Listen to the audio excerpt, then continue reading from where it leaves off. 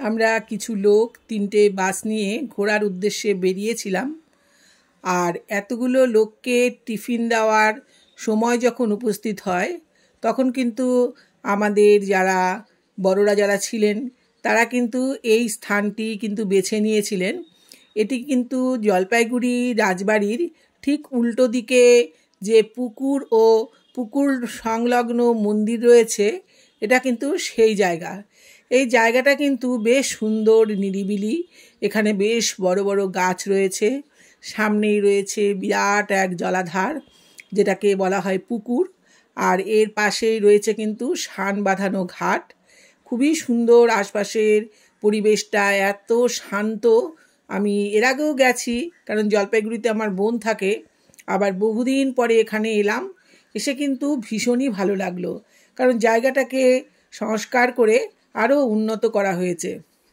আগে কিন্তু জলপাইগুড়ির রাজবাড়ির যে পরিবারের লোকরা ছিলেন তারা কিন্তু এই পুকুরটিকে ব্যবহার করতেন।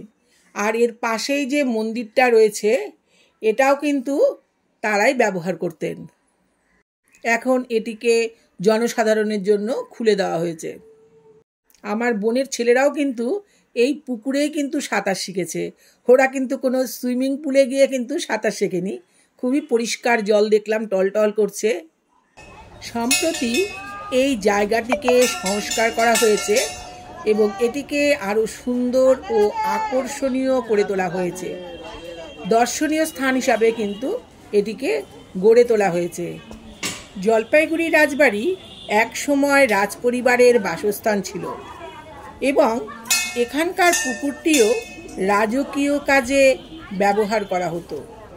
রাজপরিবারের সদস্যরা এই পুকুরে স্নান করে মন্দিরে এসে দেবদেবীর পুজো করতেন। বর্তমানে রাজবাড়ির পুকুরটিকে সংস্কার করে সাধারণের উপভোগ্য করে তোলা হয়েছে। এই রাজবাড়ির পুকুর এবং এর সংলগ্ন মনসা মন্দির পর্যটকদের জন্য একটি জনপ্রিয় দর্শনীয় স্থান হিসাবে গড়ে উঠেছে। সকাল এবং সন্ধ্যাবেলায় কিন্তু এখানে খুব শান্ত ও মনোরম পরিবেশ থাকে, যা হাঁটা চলা বা প্রাকৃতিক সান্নিধ্য উপভোগ করার জন্য একটা আদর্শ স্থান। পাশেই দেখলাম শিব মন্দিরও রয়েছে। তবে তোমাদের কিন্তু একবেলার জন্য আসলে ভীষণই ভালো লাগবে। তোমরা এখানে এসে ঘুরে যেতে পারো একবেলার জন্য। আমার ভীষণই ভালো লেগেছে। ভিডিওটা যদি ভালো লাগে তাহলে তোমরা লাইক, কমেন্ট ও শেয়ার দিয়ে আমার সঙ্গে থেকো। টাটা, তোমরা ভালো থেকো।